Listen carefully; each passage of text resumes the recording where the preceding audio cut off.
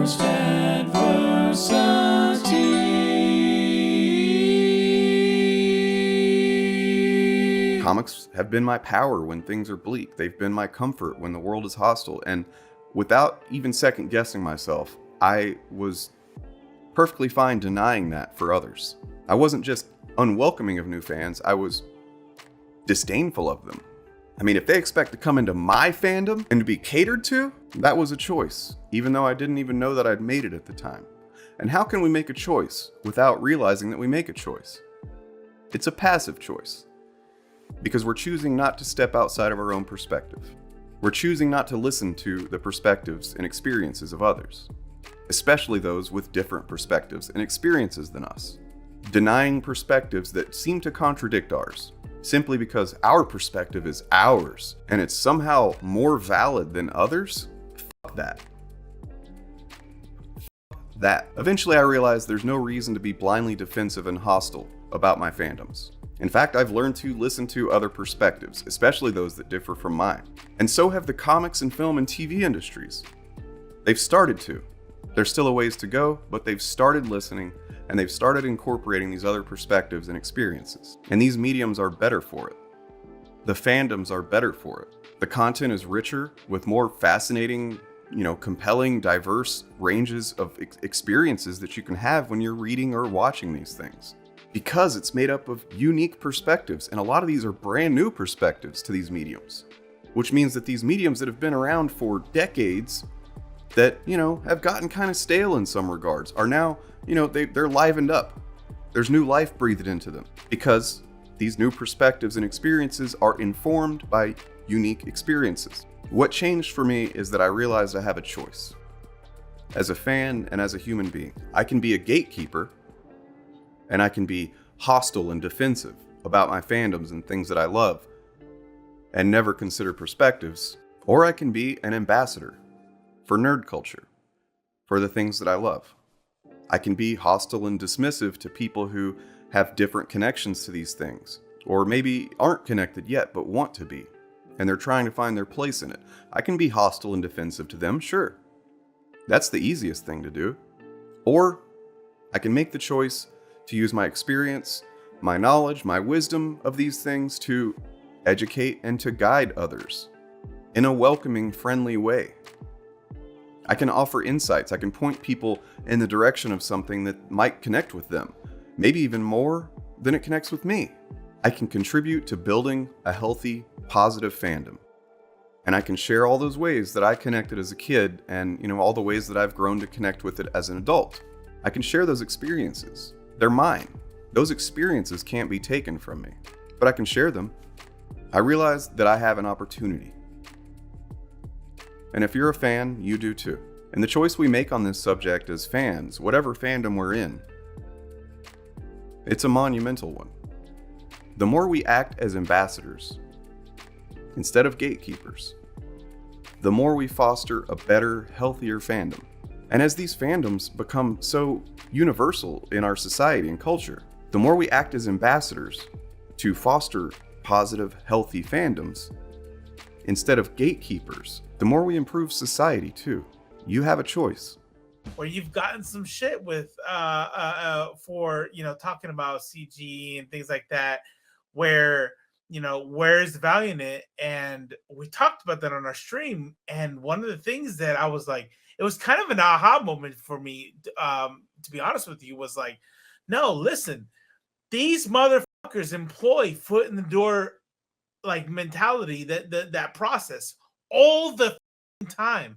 You watch it, and I'll look at it and I'll go, if I didn't know shit about shit, if I'm like just installed Twitter and I'm reading this stuff, in these particular tweets, he might come off as reasonable. He might be coming off like, yeah, you guys shitting on him like this, like he's being right, and that's why you have to attack this shit, because they come off as reasonable and foot in the door first. It is not this, hey, we can agree to disagree. They go, listen, let me tell you something. They are attacking America. Superman is gay, and they made Captain America a Nazi. And they don't give a fuck that 11% of the people are going to read it and go, No, they didn't. What are you talking about? All they give a Well, fuck about is the 89% that are gonna get super fucking angry. well, I mean, my channel was originally called Actual Context, and like that's a good example of why. Is like I that was during the period I wasn't reading comics either, and I remember when they announced it and it became a big deal. People were burning their Captain America comics because they're shitting on the legacy of Kirby. And because they were Jewish, they fought Nazis in World War II. How can they do this to their legacy? And superficial, like there is an emotional reaction when you don't have the context of like, oh god damn, that is kind of fucked up. But when you read Secret Empire, which by the way is one of my top 5 favorite events, period. I love it. Apparently, that's a hot take. It is, but that's what I think those people haven't read it because look. That is the most anti-fascist comic book, mainstream comic book that's ever been printed because it lays out, Nick Spencer lays out in there exactly how they do it. They used Captain America as the symbol, literally symbol of American patriotism and how it was corrupted. History was rewritten the way that fascists do. They like to rewrite history and tell you, oh, well, that's not how things really happen. That's just what the mainstream wants to tell you. You know what I mean? And Red Skull used the Cosmic Cube to rewrite history and corrupt Captain America into the symbol that he could use. Like the symbol stayed the same. He's still Steve Rogers. He's still Captain America, but he's not about the same shit anymore underneath. And look, lo and behold, we still use the same flag. Trump was still fucking molesting the same flag that we've always had, you know what I mean, on stage, but it didn't mean the same thing anymore. You know what I mean? And that's why it's such a brilliant fucking thing. And it shows kids in Hydra schools getting indoctrinated and shit like that, which is exactly the kind of stuff you got now where they're calling everything CRT, which means that they're really trying to pull out. Texas already did it. They removed like pretty much anything about slavery and what the Civil War was really fought about. You know what I mean? Shit like that. It's scary, dude. This is what they do. They will rewrite history to fit their need, their agendas. You want to talk about agendas in comics and shit. And that's why I think I need to eventually, I've been wanting to do it forever. I need to do a video on Secret Empire because goddamn, I love it. Comic books, science fiction, fantasy, anime. For brevity's sake, let's just say nerd culture in general. On occasion, I have a moment of such surreal feelings that it catches me off guard. When I take a step back and realize all the comic movies and shows that exist, all the amazing sci-fi, contributing to making these mediums just far more popular than they ever have been. How great most of the media is. How much enjoyment people get from them. I half-jokingly think, I must have died, or I'm in a coma, or I'm plugged into the Matrix, or something. It's uncanny. It seems unreal sometimes that I grew up loving this stuff and wishing other people would see the immense value in it. The escapism, sure, but also the humanity, the comfort, the guidance found in the characters, many of whom are defined not merely by their powers and costumes, but by what they choose to do with lessons taught to them through trauma and pain and loss. As a kid, often picked on and alienated due to my fascination with comics and science fiction, I wanted so badly for more people to recognize it. And now, so many people do. Millions and millions of people of all ages, races, genders, sexualities, religions, nationalities, and perspectives see the same things I always have. Or maybe they see something else, informed by their unique and diverse perspectives, which is equally satisfying to me, even if I can't possibly fathom that specific connection. But comics, sci-fi, fantasy, fandom, these are what inspired me to grow and persevere. I have to credit a few people in recent years who helped me grow into someone I respect, who, surprisingly, other people sometimes respect as well. But I wasn't always someone worth much respect. I credit my fandoms in comics and Star Trek for planting the seeds long ago that allowed me to grow into who I am. As I write this, a tear forms in the corner of my eye just thinking that so many others have that now too. And many who live far more challenging lives than I have, particularly with the state of the world, the uncertainty and the fear and instability. I'm glad they at least have those connections and can be inspired to push through. So it really puzzles me when someone who claims to have the same love for comics and other nerdy media find nothing of value in it except the self-centered value they get from shitting on it or angrily starting conflict with fans just trying to enjoy the thing in their own way. Even more confusing is some of them go on to make a living doing this on YouTube and websites, even creating their own comics out of spite for the media they use as a bludgeon, all while claiming to love the thing. Not just that they claim to love it, but they insist on being the arbiters of fandom, of the media itself, creating nebulous, ever-shifting barriers and standards that they feel entitled to impose on everyone else. It's the polar opposite of that surreal, warm feeling I mentioned before. I want to address something that, as you know, I am an advocate for victims, and I believe you are as well. That's why you're here. That's why you are part of this stream, is you care about people who are being harmed and wronged and abused. And I just want to highlight this poor young man who seems to be really in distress over, he seems to have been really wronged.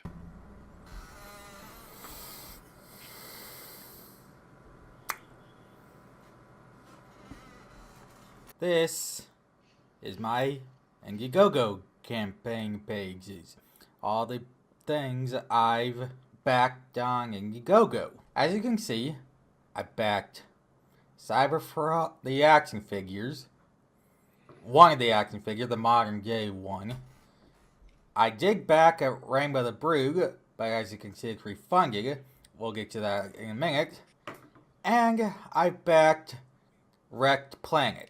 I refunded Rainbow the Brood because right here, you can see, December 21. As you can clearly see here, it's nearly November. It's in the middle of November, actually, and we're nearly to the estimated delivery date. And as we all know, Ethan hasn't even started it. In fact, he hasn't even finished Cyberfrog yet. And believe me, I have tried to get this refunded. I've waited over a year for this comic. I've tried to get it refunded, but when I emailed it, I got an email saying whoever said it, they couldn't refund it at the time because refunds were closed. Alright, so he says later on he's spent $70 on just the one that he's mainly bitching about. You can see right here that he's clearly spent a lot of money on this stuff in general, but he seems to, I guess, have gotten most of it maybe, but like the couple of things he hasn't gotten, he's pissed about. And you have to be a pretty big fan of Ethan Van Sciver and ComicsGate to spend $70 on a oversized comic book in the first place. So has to have pushed him pretty fucking far to get to the point where he's making a video calling him out. Yeah, well, he just got hustled, and people don't like getting hustled. And when that realization comes in, you get super mad. Usually, people don't even like acknowledge it, right? If you're getting scammed or hustled, like, I'm not getting scammed or hustled.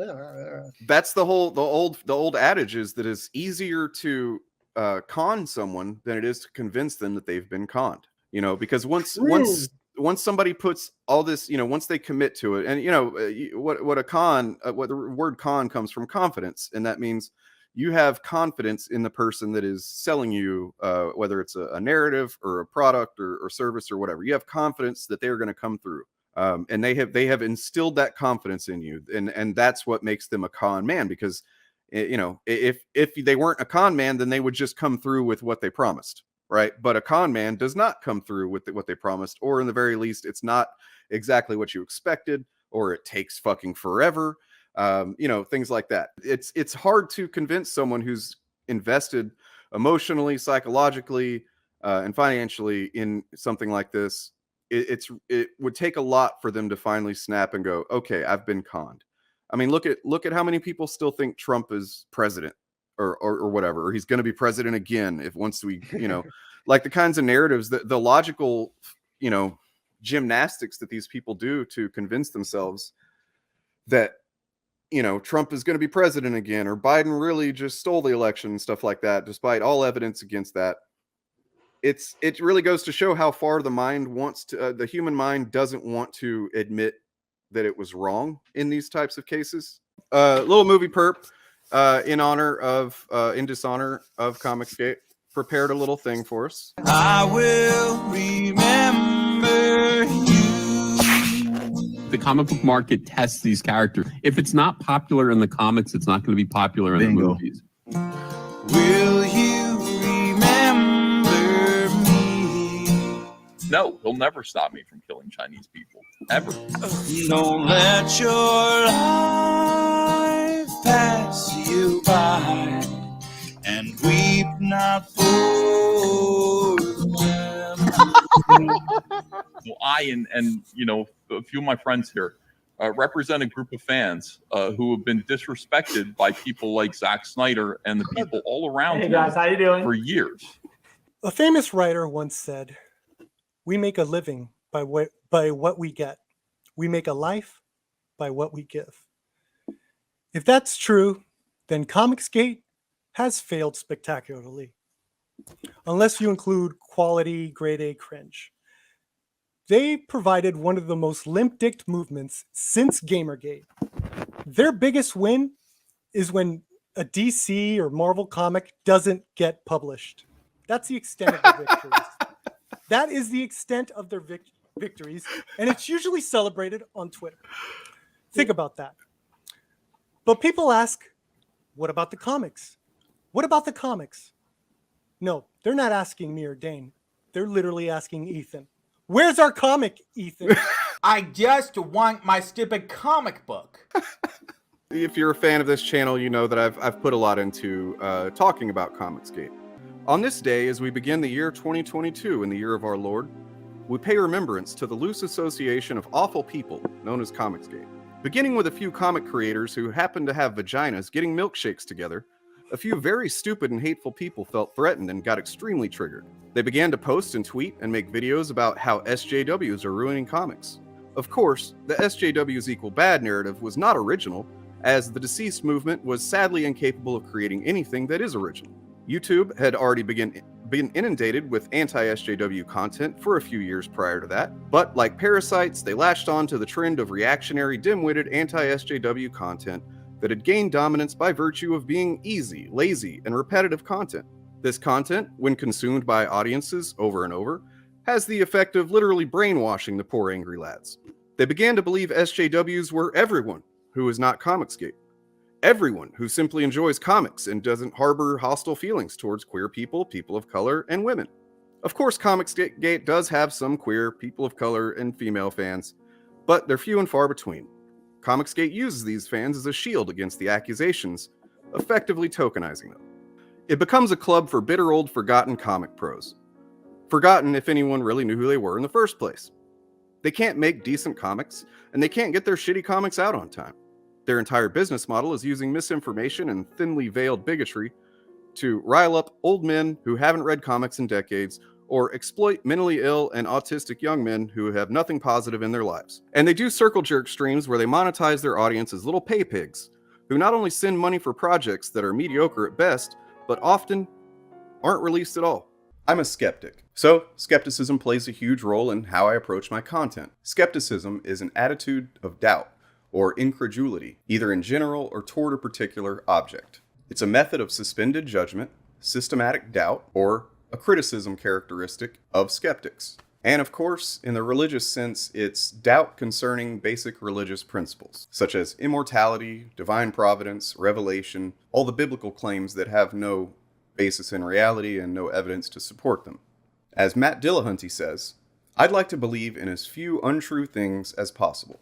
I want my understanding of reality to be as accurate as it can be, so that my actions and words have a more practical and ethical effect on my life and those around me. This is the same basic concept that underlies the scientific method. I'm no scientist, but skepticism can be applied toward pretty much anything and everything. There are many epistemological tools that we can use to weigh a claim or an assertion. The first method that I tend to use in this age of fake news and insidious agendas is to remember that the burden of proof lies on the one making the claim.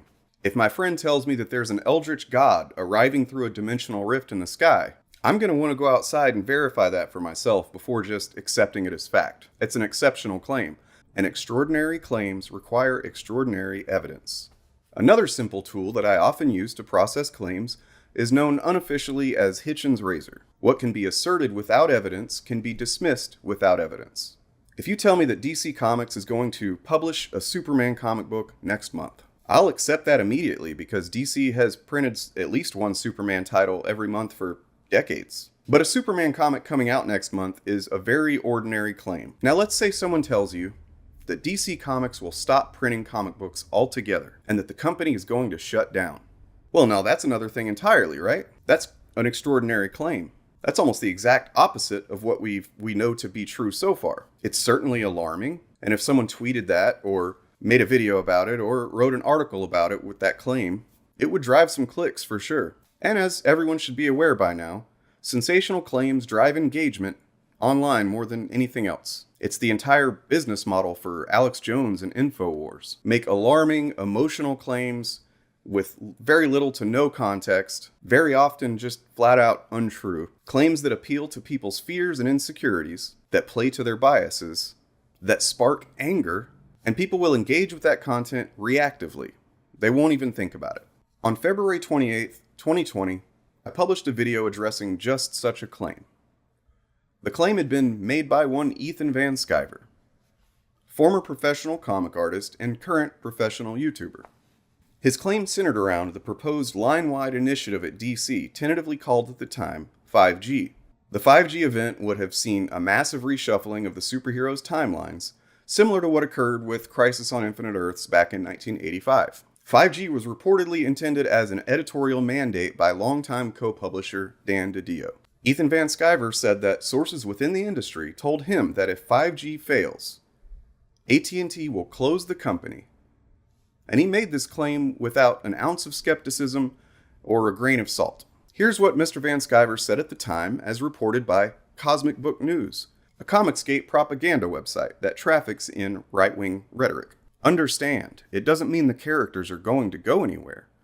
Batman, of course, is a prized possession of AT&T now. AT&T is Batman, and they're going to keep putting out movies and products and toys and all that stuff, Van Sciver said. Comic books are dead, and they are going to close up the publishing house soon. I'll tell you what a professional who I spoke to recently said. Yeah, I was talking to one of the higher-ups at DC Comics who said that if 5G doesn't work out, that's it. AT&T is closing the publishing arm. So this is ball game. So I applied Hitchens' razor to the claim, which I would have done no matter who made it, unless it was maybe like an AT&T or DC executive. But when the claim is levied by Ethan Van Sciver, I think it's safe to dismiss the thing outright. This claim was made without evidence, and in fact made by someone with a record of false claims, therefore it could be dismissed without evidence to the contrary. Dan DiDio was fired from DC Comics. It was unclear whether 5G had been canceled too, since that was Dan's project. Then months later, DC announced Future State and Infinite Frontier, two event concepts that would attempt to clean up the continuity of the DC universe, to solidify the branding and the characters a little bit more, and to appeal to new readers, which is something comic books have to do all the time in order to stay in business. And it's something they've been doing really well at lately. Infinite Frontier was a sort of a relaunch, so it's kind of safe to say that that might have taken the place loosely from what 5G was. But it was the opposite of what 5G was alleged to be.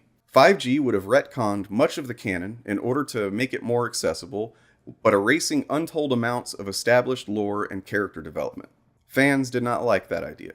Infinite Frontier, on the other hand, retained most of the established continuity and honored the legacy of characters and stories by folding them into modern continuity. Infinite Frontier seems to have replaced 5G as the line's relaunch strategy. Now we use the methodology of premise and conclusion. A premise is a statement in an argument that provides reason or support for a conclusion. The conclusion is part of an argument that is meant to be what the speaker is trying to convince the other person to believe. The premise of Ethan Van Sciver's claim was, if 5G is unsuccessful, 5G did not occur. It didn't happen. Even if we consider Infinite Frontier and or Future State as the replacements for 5G, and choose to see those as what the publisher's future was riding on, the claim still falls apart, because by all accounts, both projects were and are successful. Whether you personally like them or not is irrelevant to the fact that they've been well received by most fans and the sales have been good. The conclusion of the claim's premise is that DC will shut down the company or at least stop making comics. Well, here we are 18 months after the claim and my video responding to it, and DC still here. Still printing comics, just finishing up Infinite Frontier and announcing new titles. The entire claim by Ethan Van Sciver has been shown as false, unfounded, and honestly laughable with the benefit of hindsight. He doesn't want you to focus on the text of that initial claim. He relies on his fans' short memories and reactive, angry attitudes to fixate on those moved goalposts. It's like, jangling keys in front of a baby. You can make him follow it. Here's a list of current DC Comics titles being published.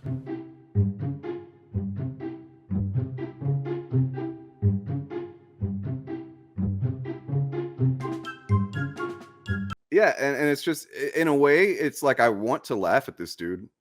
And I probably will a little bit, just for being a sucker. But at the same time, I kind of feel bad for him. Like, it's hard not to feel bad for people who, he must have been in a desperate for validation. He must have been probably lonely, and like he found community in ComicsGate, and they fed him, they confirmed his biases, they made him feel good because they hate the people that he wants to hate, and so on. And so he bought into it. And now here he is, I don't know how many years later that he's been involved, and it's starting to dawn on him, I guess. I don't know. Is he almost done? I just want to know. I want the book that he won't refund me. I want either a refund or the book. There, you got people in his chat right there. How about a Chromium edition for $100, please? They're like wanting to throw more money at him. For like, I know you haven't delivered the thing I already paid for, but here, I'm going to give you $100 to do just a variant cover. In the early 1950s, a confluence of conservative fear-mongering launched a destructive socio-political phenomenon that crept into the fabric of society and thrives today, despite evidence against the claims, despite reason, and decades of their doomsaying being shown as false. The now disgraced psychologist Frederick Wertham began his baseless crusade against the popular medium of comic books in 1948. In the spring of 1954, the infamous Seduction of the Innocent was published. Shortly after publication of the pearl-clutching tome, the United States Senate convened hearings on harmful effects of comic books as part of its investigation into juvenile delinquency. In response to Wertham's high-profile criticisms and the Senate investigation, the comic book industry implemented a self-censorship code. These restrictions included not portraying authority figures like police and judges in a disrespectful manner, nor could comics use certain words like horror or terror. The rules of the code were generally vague, with so much room for interpretation as to effectively censor publishers simply out of fear. Sexuality of nearly any kind, drug use even in context of anti-drug messages, seduction or sexual perversion, which meant homosexuality, all banned. Any depiction of passion or romantic interest had to be shown in context of traditional marriage and family values, so unmarried couples couldn't kiss or even imply physical interest in one another. There were many dubious, oppressive limits placed on comics for 6 decades, but as time went on and those traditional, regressive values sloughed off of society, the rules were more and more ignored until eventually, the code was eliminated in 2011. It had become a relic of a time when white conservative men in power targeted low-information citizens for the benefit of social conditioning. Fear-mongering, social panic, and misinformation aimed directly at the public by men in power nearly killed the comics industry. In the more strictly political arena, American leaders of the post-World War II era repeatedly told the public that they should be fearful of subversive communist influence in their lives. Communists could be lurking anywhere, using their positions as school teachers, college professors, labor organizers, artists, or journalists to aid the program of world communist domination. This paranoia about the internal communist threat, what we call the Red Scare, reached a fever pitch between 1950 and 1954 when Senator Joseph McCarthy of Wisconsin a right-wing Republican, launched a series of highly publicized probes into alleged communist penetration of the State Department, the White House, the Treasury, and even the U.S. Army. His probes also reached into Hollywood. During Eisenhower's first 2 years in office, McCarthy's shrieking denunciations and fear-mongering created a climate of fear and suspicion across the country, and no one dared tangle with McCarthy for fear of being labeled disloyal. Those conspiratorial attitudes were kept alive by the John Birch Society, a far-right authoritarian political advocacy group that continues to have an effect to this day. The Birch Society was linked to Donald Trump prior to and during his presidency and uses wild, baseless conspiracy theories to perpetuate fear and hostility toward any social progress, labeling it communist activity. The John Birch Society is much more private now, but its influence can be seen in recent years as absurd cries about communist takeover in the U.S. have once again reached fever pitch. Wortham, McCarthy, and the John Birch Society planted destructive seeds that over the past 7 decades have contributed to the cracking foundations in U.S. social and political landscapes. Along with figures such as Rush Limbaugh, may he rest in hell, Bill O'Reilly, Steve Bannon, Andy Ngo, Tucker Carlson, Alex Jones, those ideas have continued infiltrating the collective consciousness of conservative voters. They've become so scared of phantom commies and socialists that they've been herded into the camp of neo-fascism.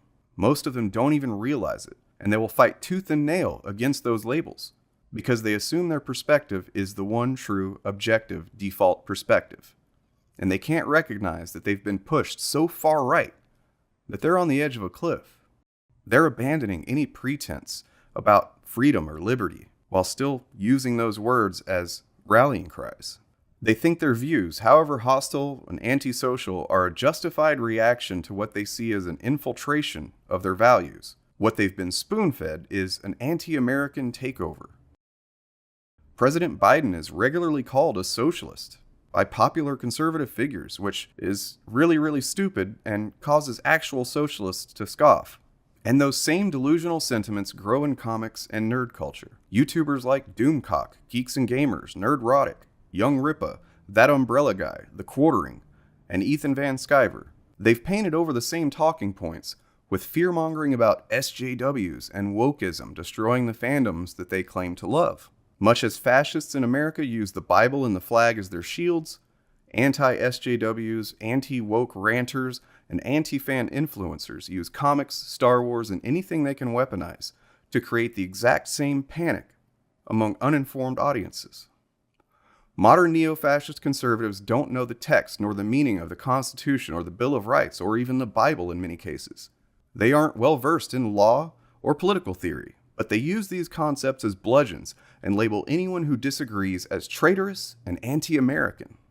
Anti-fandoms, similarly, seem to rarely know the history of comics, even the blatant social messaging that has existed in the medium, yet they insist the media has always been and should always be apolitical, whatever that means, and should not corrupt the audience with nebulous agendas.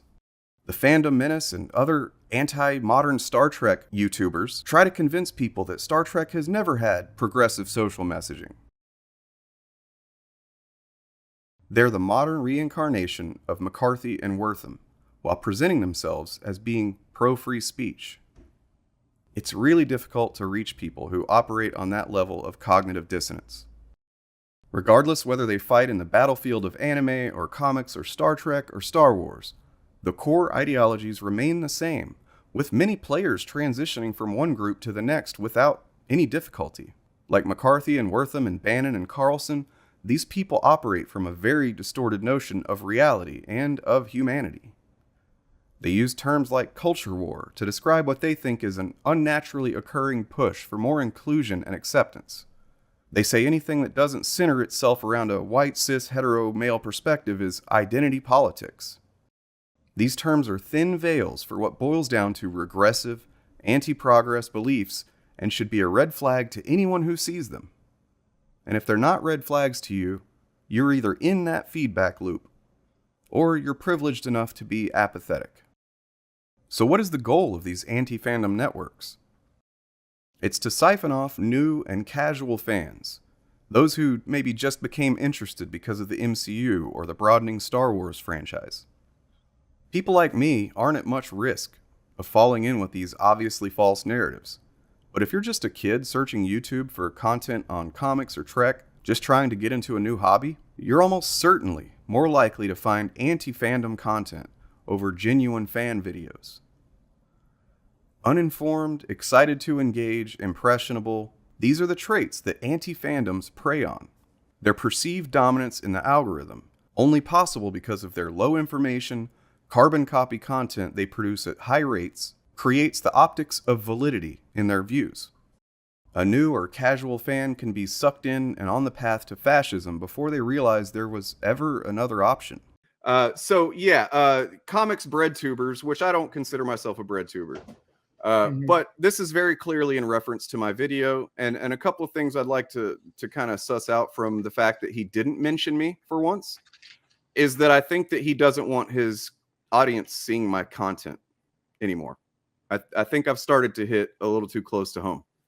And but he is definitely wanting to subvert what I had to say in that video, because look, there's no other comics bread tubers who are making videos right now about the comics code being an element of, kind of fascist attempt. And yes, he is actually factually correct with the part about it, the comic industry saying, point taken, Congress, some of this shit is, well, I don't know about the some of this shit is rough thing. I don't know that at the time the comics industry was like, oh, you're right, we're doing bad comics, we need to stop it. But they did say, we're going to monitor our own content, stay out. That's essentially correct. That is essentially correct, yes. I think the movie industry did the same thing with the... It's an attempt to maintain some control over your content. But I want to do something. I want to take a look at the text of the comics code. Oh, this is going to be fun.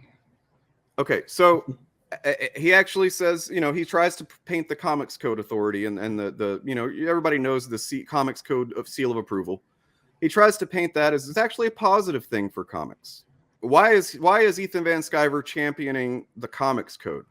Could it be because it actually lines up pretty well with what his goals for comics would be if he had his say? And I want everybody to pay real close attention to the phrasing of this stuff, because it can be interpreted in any number of ways. A lot of these, it really basically depends on whose hand is on the lever of power. The Comics Code was self-applied. It was an industry self-applied thing, yes. But the implication of it was, if they break their own code, that's when the federal government's going to step in. That was the implication. The reason that they're doing this to themselves is because, that is better than the government directly telling you what to do. But it's still like a secondhand kind of censorship. Crimes shall never be presented in such a way as to create sympathy for the criminal, to promote distrust of the forces of law and justice, or to inspire others with a desire to imitate criminals. That, on the surface, again, that seems like a relatively okay, that makes sense. But it depends on what we're defining as crimes. It depends on what the laws are at any given moment. As anybody should be aware that's not a child, the criminal code is not always moral. It doesn't, it very often doesn't line up with morality. If crime is depicted, it shall be as a sordid and unpleasant activity. Okay, sordid and unpleasant are entirely subjective terms. What you find sordid and unpleasant might not be what I find sordid and unpleasant. Then it starts to get a little more fashy. Policemen, judges, government officials, and respected institutions. That's very subjective, because some people respect the institution of police. And I think most people should be aware that a lot of times these days, the institution of police is not worthy of much respect. They got some problems. They got a few issues to work out. Shall never be presented in such a way as to create disrespect, another subjective word, for established authority. That's a fashy thing. Yeah. Criminals shall not be presented so as to be rendered glamorous or to occupy a position which creates a desire for emulation. That basically just reiterates the first one. What if a comic story wanted to tell a 6-issue arc? And by the end of it, the criminal will get what's coming to him, kind of thing. Yeah. But up until then, the criminal's going to have free reign and do his thing. He's going to murder people and stuff like that. Yeah. That would be banned by the code. So that is censorship. That's saying you can't tell that kind of story. Yeah. Because in you're not showing the criminal getting what's coming to him until the end of the 6 issues.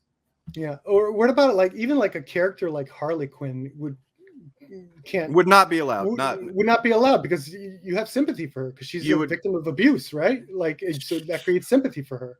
Yep. So you can't portray any character's nuance. Scenes of excessive violence shall be prohibited.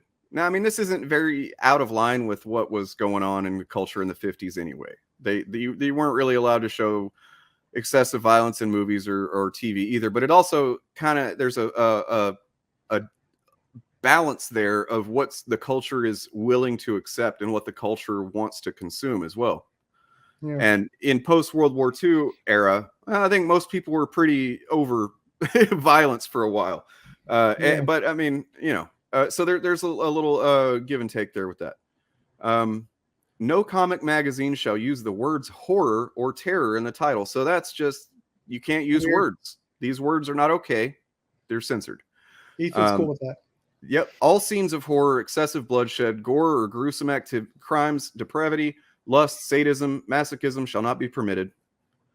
All lurid, unsavory, gruesome illustrations shall be eliminated. Here's where it starts to get really, really nebulous. Really, I want everybody to pay attention to how nebulous some of these words are. Like, you may have a specific idea of what these words mean. I may have an idea of what these words mean, but that doesn't mean that that's the concrete, objective definition for these words. So what that does is it leaves room for manipulation by the people who are in control of this. Inclusion of stories dealing with evil shall be used or shall be published only where the intent is to illustrate a moral issue, and in no case shall evil be presented alluringly, nor so as to injure the sensibilities of the... Holy shit! I don't know that if somebody said, hey, I'll pay you $100 to write a really subjective sentence that's just indecipherable to any kind of objective definition, I don't know if I could write a better sentence than that. Here's where it gets, this is exactly in line with ComicsGate. Sex perversion or any inference to the same is strictly forbidden. What is sex perversion? In the context of the 1950s, it was homosexuality. That's what it meant. Fuck you, you fucking faggot. Shut up. Shut the fuck up. Listen to you. Oh, you're a pussy. I was about to close this out, and then I happened to look at the last bit. To be offensive or contrary to good taste or morals. Good taste or morals. Completely subjective. Completely. All right. So, yeah, that's why Ethan loves it. Other than that one example where it would completely destroy ComicsGate because, so many of them loved them big titty women and, But they don't want any gore or anything, so they're gonna. What are they writing? Archie comics? What are they doing over there in ComicsGate? If they don't want any. I don't know. Yeah, it's really weird to be simping for fucking Wortham. I'll tell you that. It's really fucking weird because he's been over the decades since then. He's a disgraced psychiatrist. He's not taken seriously by anyone. Even like the only reason for anyone to simp for him. He doesn't want gay stuff in comics. Fuck you, you fucking faggot. Shut up. He doesn't want black people in comics. And if somebody like Ethan got their hands on the lever of a new comics code authority, which isn't going to happen, by the way, nothing like that's going to happen. He's just using it for a talking point. It's something else to throw out because my video was effective and said exactly what he doesn't want people to think, that he's a fucking fascist and all of his talking points are fucking fascism. So he's got to put counter information out there. And I actually take it as a huge compliment. Not only that he's responding to my video, but he's afraid to even mention me in regards to it. He's vague tweeting. That's a vague tweet. Yeah, and which is new. That's why I take it as an extra compliment. Most of the targets of ComicsGate criticism, the SJWs and radical leftists who ComicsGate have always claimed are awful and fans hate, have continued to be successful. Many of them have become some of the most beloved and high-selling creators in the industry. ComicsGate spends most of its time twisting facts and flat-out lying in order to maintain their narrative, even as they hemorrhage supporters, and their reputation has continued to decay beyond any hope of growth. Gail Simone, beloved writer and social media figure, has continued to thrive despite incessant demonization by ComicsGate and her former co-worker Ethan Van Sciver. Tom King, also a target of ComicsGate, continues to thrive, Scott Snyder also continues to thrive, as well as build his own indie comics bibliography. Mark Waid, who was the target of a frivolous lawsuit by Richard Meyer, continues to thrive after Meyer's suit proved to be too weak for Meyer to even stand behind.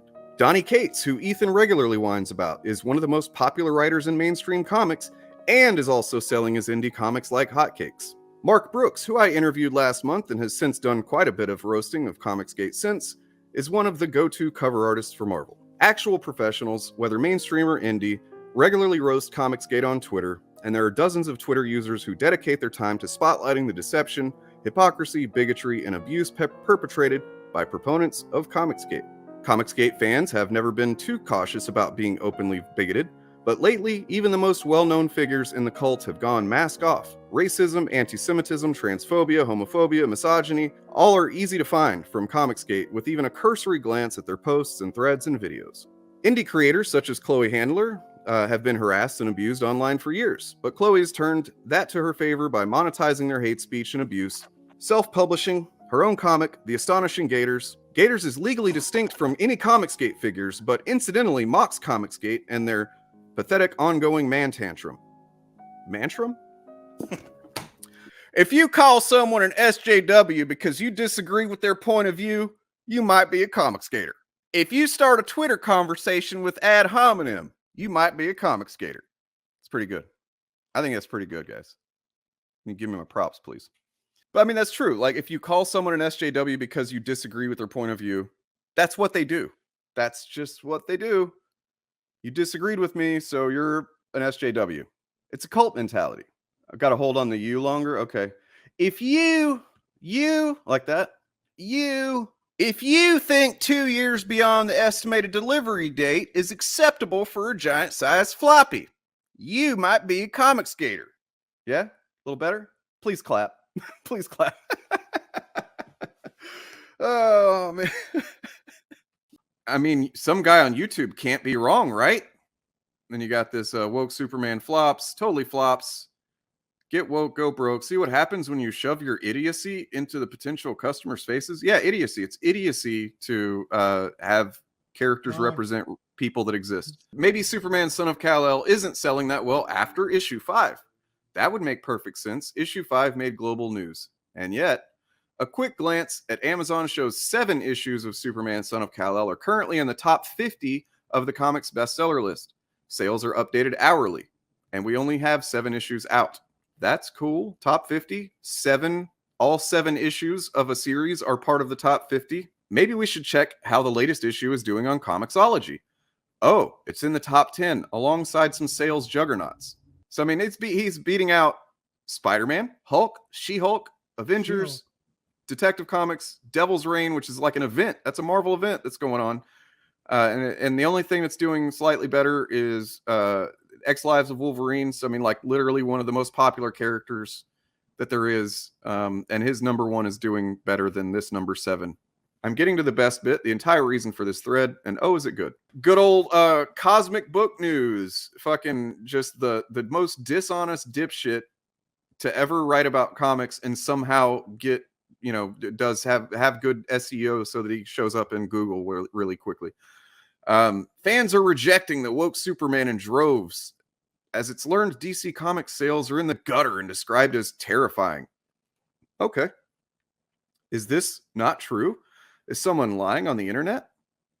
Apparently, I'm the one who's lying and manipulating wholesale charts to support my lies. Wow, that's impressive. Tom Taylor's, he must be some kind of like, I don't know, Machiavellian string puller that he's able to like pay off these comics charts to like, here, just lie. I know it's failing, but just put it at number 3.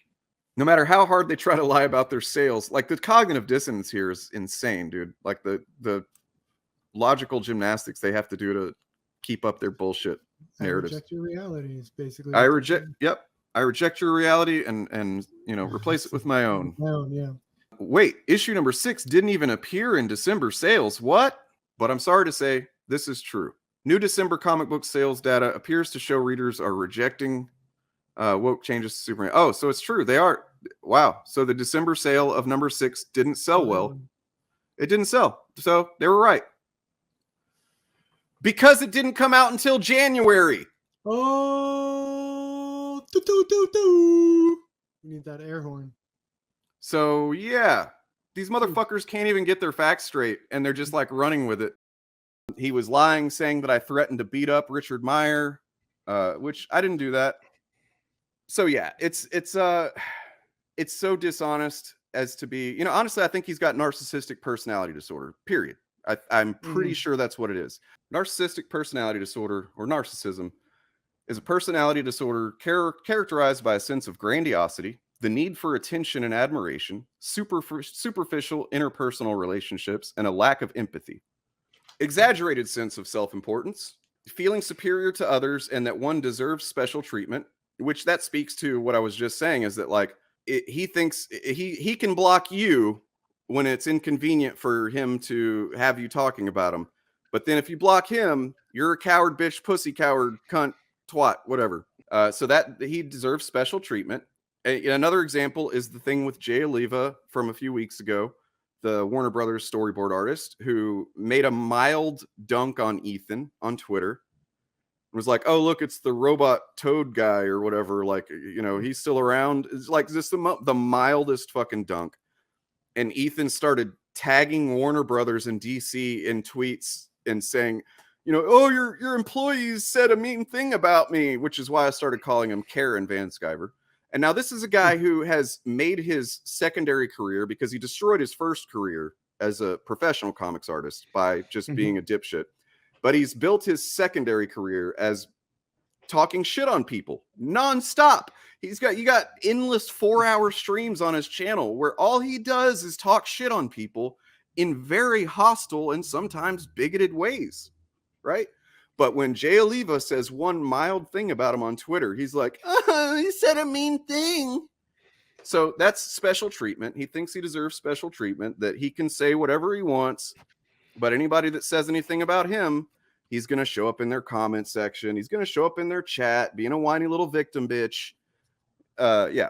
Feelings are often accompanied by fantasies of unlimited success, brilliance, power, beauty, or love. I mean, am I off base? Let me know if you think I'm off base with any of this. Like, do you think that any of this so far all this is hitting? So far all this is hail Ethan. Must be the center of attention. Let's go back to this this image here. Whereas, like, you know, these are other people who are somewhat notable figures, I guess. I haven't heard of these last two. You haven't heard of Sketch the Rapey? I'm sorry, I'm not up on the Sketch the Rapey fucking discourse. He has a killer Twitter account. Okay, yeah, I bet it's sketchy and rapey. Yeah, so like that's an example of him wanting to be on top and be the center of attention. He's controlling the optics of ComicsGate and the figures involved, so that he's, you know, by being the guy that puts out a poll asking who would you kick out, that's establishing himself as the dominant figure. Yeah. Or reestablishing it, you know, because clearly he already is. He's the dominant figure of ComicsGate. But like every once in a while, you got to do a move like that, polls, to make sure that everybody knows. You know what I mean? It's like executing the court jester, like the king. You know what I mean? Executing the jester just to be like, I can do this because I'm the king. Let's see. The superficial exploitative relationships. Relationships are based on surface attributes and not the unique qualities of others. Now, I wonder, you know, that poll that show that poll again. Yeah, exactly. Like, are those people that do they consider them, you know, him friends? How many friends and members of ComicsGate has he thrown under the bus and, you know, sent people to fucking attack because they, I don't know, said something opposing to Ethan's point of view or that might affect his bottom line? Probably. It's happened a lot. Let's see. People are only valued to the extent that they're viewed as beneficial. Ooh, show that poll again. Yeah, exactly. Yeah, like here's a literal poll to take a measure of how valuable these members of ComicsGate are. Let's see. Lack of empathy. Severely limited or totally lacking ability to care about the emotional needs or experiences of others, even loved ones. You know, I'm not going to speak to his personal life and the loved ones part because I don't know about it. you know, from what I understand, he's had some problems in his marriage in the past, but who hasn't? Like, I mean, you know, the divorce rates are so high that it would be pretty unfair for me to use that as evidence that he's like a shitty person, because most people get divorced these days. That's why I don't get married. Identity disturbance. Sense of self is highly superficial, extremely rigid, and often fragile. And I mean, you know, he's not going to see it this way, like, because he's convinced that the way he behaves and the way he responds to any slight criticism is justified and warranted because he sees himself as a victim. He may not, you know, like he feels like a victim. I'm sure he doesn't consciously see himself as a victim, but he acts like a victim all the time. Meanwhile, he's victimizing others. Self-stability depends on maintaining the view that one is exceptional. In order to feel, you know, like a valid person, he's got to maintain this self-perception that everybody loves him. And if somebody, for instance, me, is criticizing him or calling him out on, you know, pretty obvious bad fucking antisocial behavior, he can't handle it. Grandiose sense of self is now he portrays that, he depicts himself as someone who is standing up for his rights and like, oh, you can't say this about me, you're being dishonest and stuff like that, when internally it's about maintaining that feeling that he is special, and how dare anybody, you know, because the narcissists, their egos are very fragile. Everything that a narcissist does is to create an armor around that fragile ego.